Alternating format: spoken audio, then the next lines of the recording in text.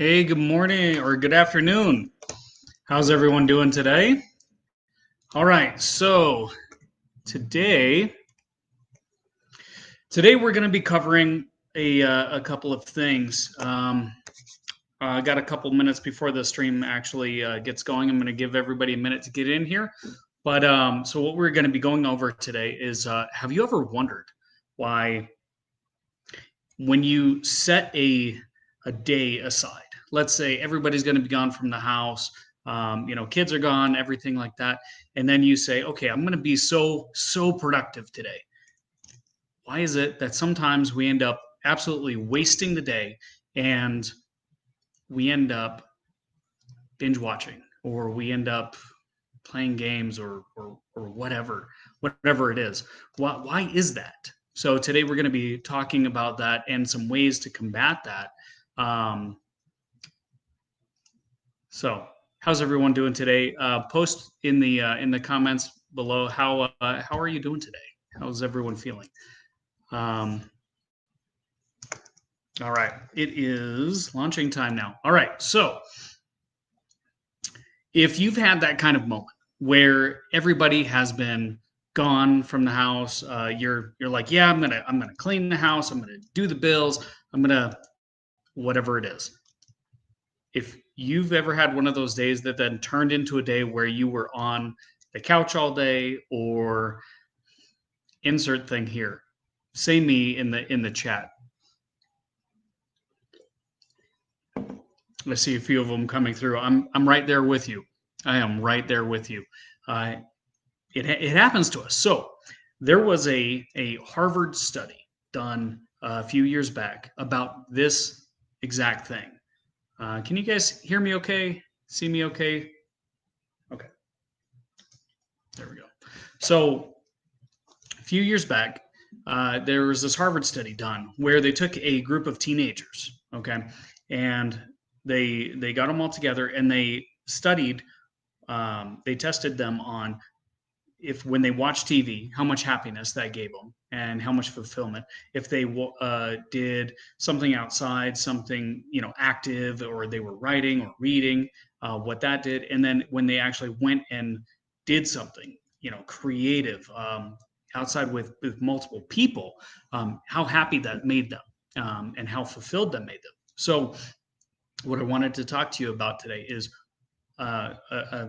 in that study there when after they did the study on all of these kids, what they did was separated some of them out and just gave them an option. Hey, you can watch TV, you can do this, you can do this. So the interesting thing is that the when the kids were just watching the TV, it turned out that they reported a 13% happiness.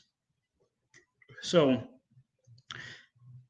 but when they chose to build something or go outside, it was a much higher percentage. It was 60% or 70% of happiness. So why is it then? Why is it if just watching TV or doing something like that gave them such a lower percentage of happiness? Why did they choose it when left to their own devices? Um, That's what I'm here to answer. So, if you're just joining us now, we were talking about a Harvard study done on children that were, or teenagers that were set aside and given the option to watch TV, do something productive, or go be with all of these people. And so, what it panned out to be on their self reporting is when they were watching TV, they reported 13% happiness. And I don't know exactly all the criteria, but it's a really cool study. And then when they did something just by themselves creatively, they reported about 50 to 60% happiness. And then with other people, it would jumped up to say 70 to 80%. So, but when they were watched, they chose those things. But when they were alone, they just chose to watch TV. Why? When it offered such a lower amount of happiness. So, what we know about the subconscious mind or the unconscious mind is that the unconscious mind is extremely efficient. It chooses the path of least resistance to solve your problems. all the time. So when that's why, the unconscious mind is so creative and figures things out so fast, because it can direct you to the shortest course. Now, that's not always the best course, but it is the shortest. Excuse me, I've been doing things all day on camera all day. So what we, like I said, what we know about the subconscious mind is that it is very, very efficient. So then, how do we move past that? How do we get through that? So there's several techniques that you can do to get through that easy state. Okay, so first of all, like we talked about in some of the other live streams, setting those smart outcomes.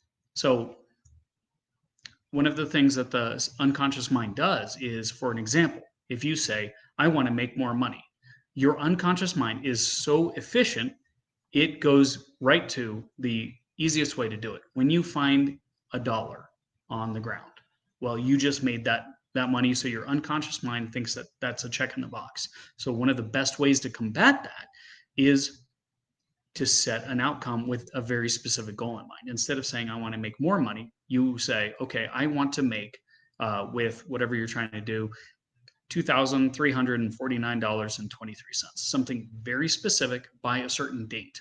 Because if you put it out there, okay, you want to make that eventually. And if you missed any of the live streams about that, let me know, and I can shoot you a link to the one on goal setting, or you can sign up for our coaching program. So how do you get that through that? Well, there's several things you can do. You can do the outcomes. You can layer it. You can do what we call anchoring in neurolinguistic programming. So when you anchor something, you anchor an outcome, or you can chain your anchors. So that's a little bit more. I can't really do it here on the live stream, but the best way to do it is to set that outcome, make it visceral, like what we talked about yesterday, where you set that outcome, you future pace it, and you feel it, you see it, you taste it, you use all of your senses to get through that. So this is just going to be a short one today on that. I just wanted to talk to you about the study and the unconscious mind of why we choose those things. It's because the unconscious mind is so efficient and wants to get you to happiness, even if it's just a little bit of happiness, as fast as it can. But if you train your mind with some of the tools that we've been talking about. So if you are interested in joining us for coaching sessions, let me bring this up right now. You should be able to click this and take you to our booking page. Or you can shoot me a private message and we'll get you booked right away. Whatever you want to do, either way works. Doesn't really matter to me. It ends up in the same way. So I'll tell you exactly what would happen though. So you say, shoot me a message that says I'm coachable, okay, or I'm ready, and then I'll send you a link and we'll get you going. Okay, we'll book your session. We'll see what works, when works it. So the first session, the cool thing is it's only a $49 fee. That's it. That's a fully refundable retainer to get you on my books, and also to make sure that you show up. Because if you don't pay for something, you're not invested. So have you ever picked up something that someone gave you for free? You say, I'm going to use this for sure, and then you never show up, you never use it. So that is really the reason why there's the retainer. So the cool thing is it is fully refundable. We'll hop on a Zoom call together and we'll do a full session, a 45-minute session where I'll take you through some of the goals and aspirations that you might have. We'll talk about some of the things that you want to do, and then we'll see what we can accomplish together. And then at the end of the call, you hated it, then I'll refund you the $49. But if you want to continue, then we'll have that conversation from there. So I hope this has been informative for you guys. I love doing this. I love watching people grow and succeed in their lives. So have a wonderful day, and